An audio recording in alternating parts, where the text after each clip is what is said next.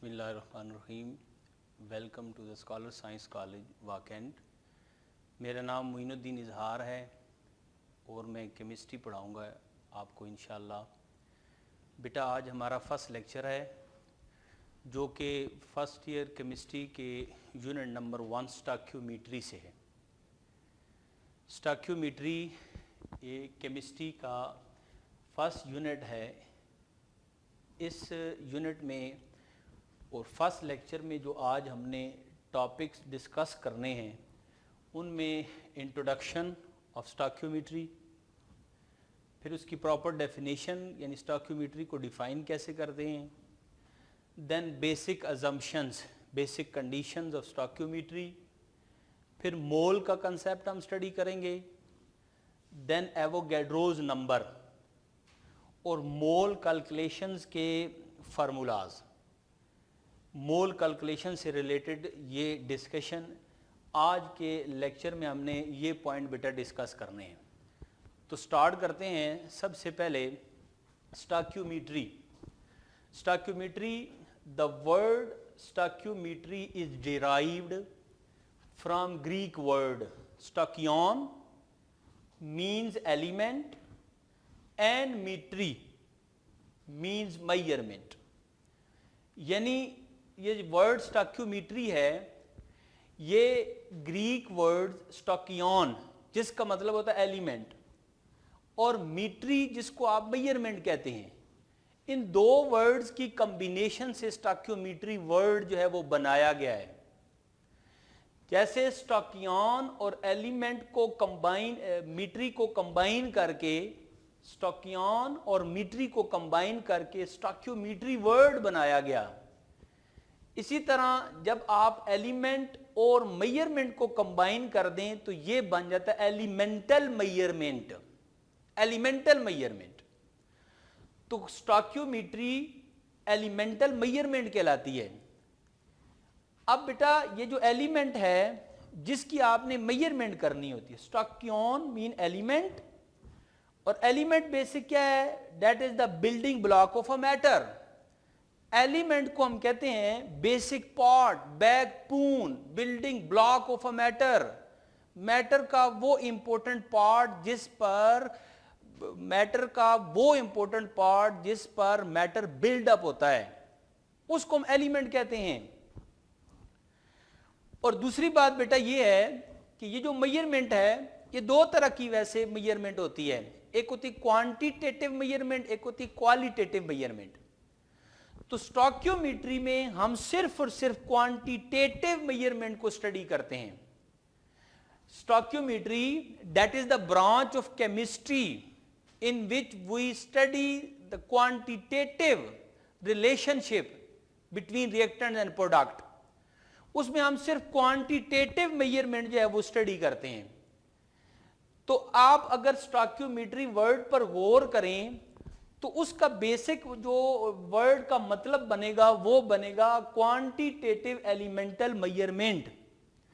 Quantitative elemental measurement called as stoichiometry, उसको हम stoichiometry कहते हैं।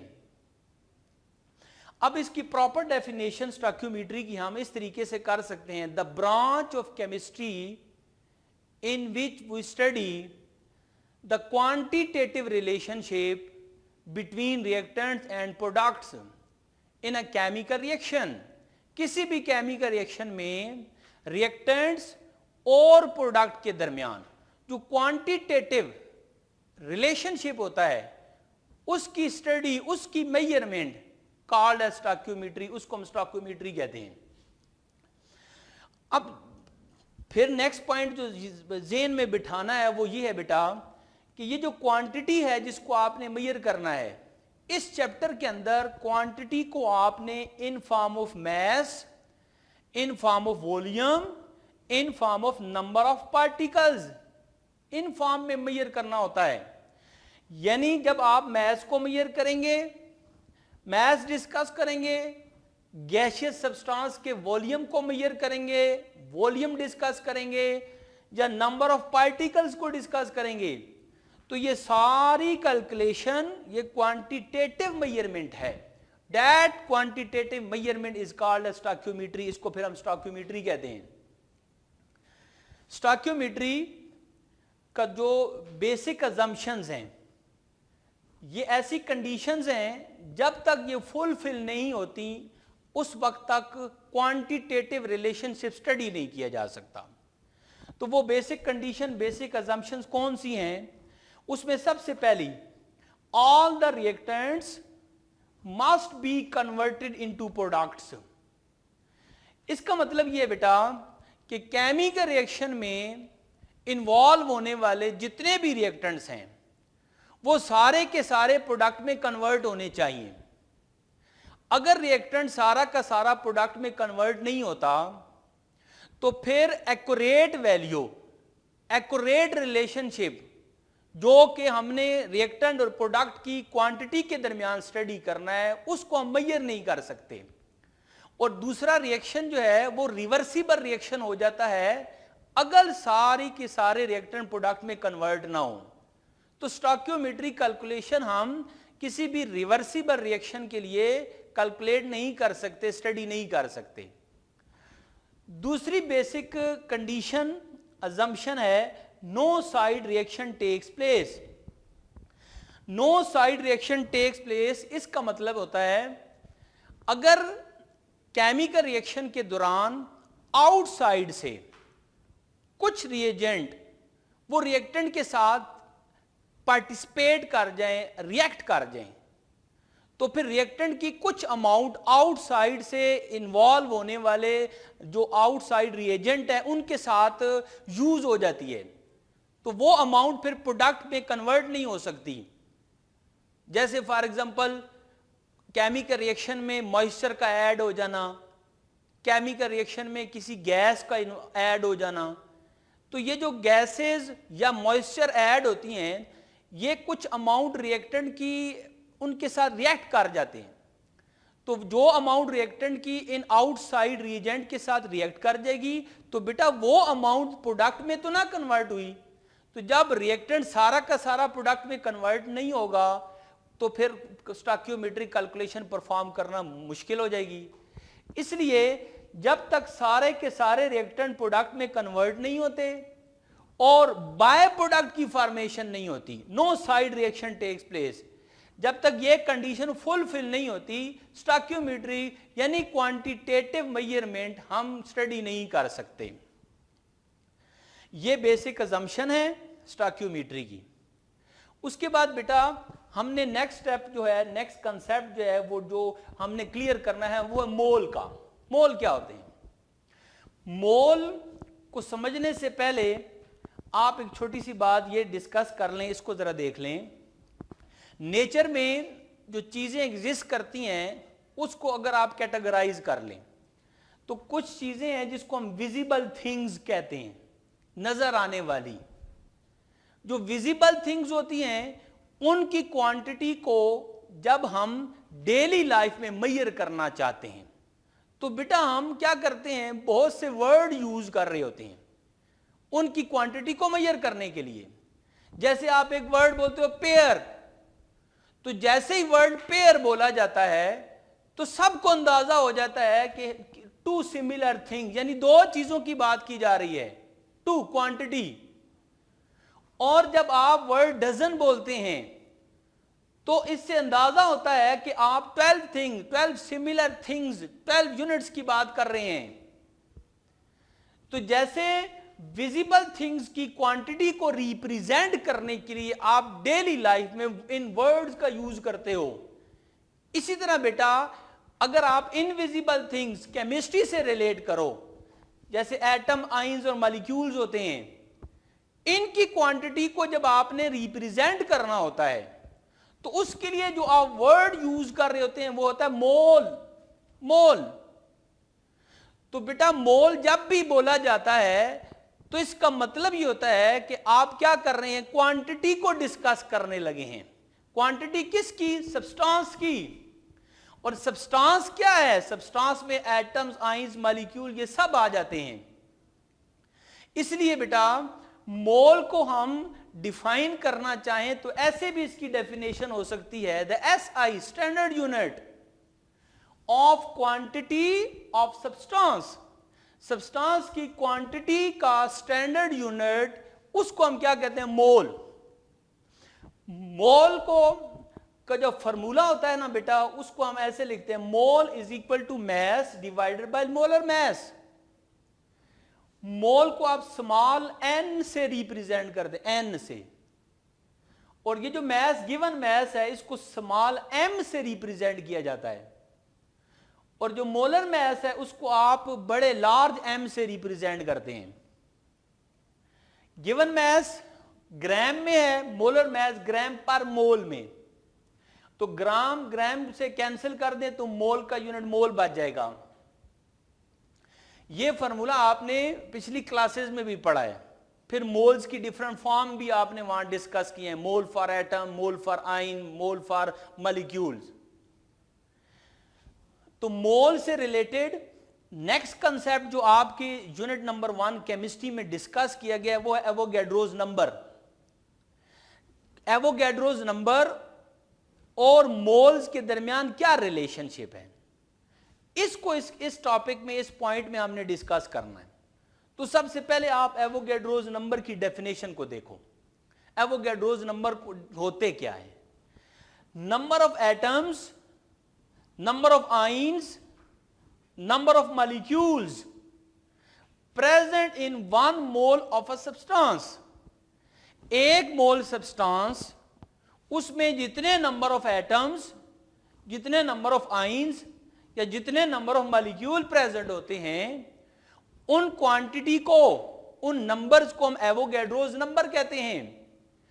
And that number is equal to 6.02 2 into 10 raised power 23, 6.02 2 into 10 raised power 23 particles, जिसको आप Na से रिप्रेजेंट करते हैं, और ये 1 मोल क्वांटिटी के इक्वल है।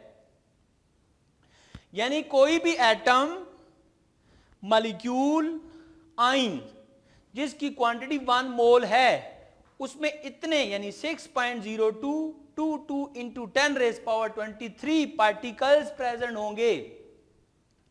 अब इसको इस एग्जांपल से देखें।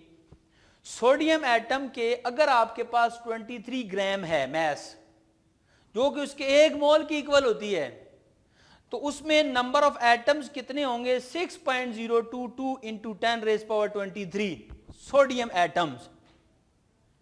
इसी तरह ये Cl नेगेटिव क्लोराइड आयन है, इसका मैस 35.5 ग्राम है, इसमें 1 मोल क्वांटिटी होती है, यानी 1 मोल Cl नेगेटिव हो तो उसका मैस 35.5 ग्राम होता है। तो उसकी 1 मोल में 6.022 into 10 raise power 23 chloride ion present होंगे। तो ये जो नंबर है 6.022 इंटू 10 रेज पावर 23, ये आपके पास कांस्टेंट वैल्यू है for 1 mole quantity, 1 mole quantity के लिए। फिर बेटा ये एक जनरल फार्मूला है जिससे आप नंबर ऑफ पार्टिकल्स को रिप्रेजेंट कर सकते हैं। Number of particles is equal two moles into Avogadro's number. ये जो नंबर ऑफ पार्टिकल्स हैं, इससे मुराद क्या है? नंबर ऑफ पार्टिकल्स से मुराद ये है number of molecules, number of ions, number of atoms. ये आप इस फार्मूले से रिप्रेजेंट कर सकते हैं, मोल इनटू एवोगैड्रोस नंबर। ये जनरल फार्मूला है नंबर ऑफ पार्टिकल्स को कैलकुलेट करने का। अब बेटा ये मोल का एवोगैड्रोस के साथ रिलेशनशिप रिप्रेजेंट कर रही है ये इक्वेशन। बोर्ड के पेपर में एवोगैड्रोस नंबर वाले टॉपिक में से एक शॉर्ट क्वेश्चन भी बनता है, और वो क्या, वो पूछा जाता है आपसे, why Avogadro's number called as representative particle. इस नंबर को आप रिप्रेजेंटेटिव पार्टिकल क्यों कहते हैं? तो बेटा इसका आंसर ऐसे है, क्योंकि अभी आपने देखा कि ये जो नंबर है, ये 1 मोल क्वांटिटी में मौजूद number of atoms, number of ions, number of molecule को रिप्रेजेंट कर रहा होता है। 6.022 into 10 raised power 23. This number is called as representative particle because this number represent the number of atoms, number of ions, number of molecules present in 1 mole of a substance.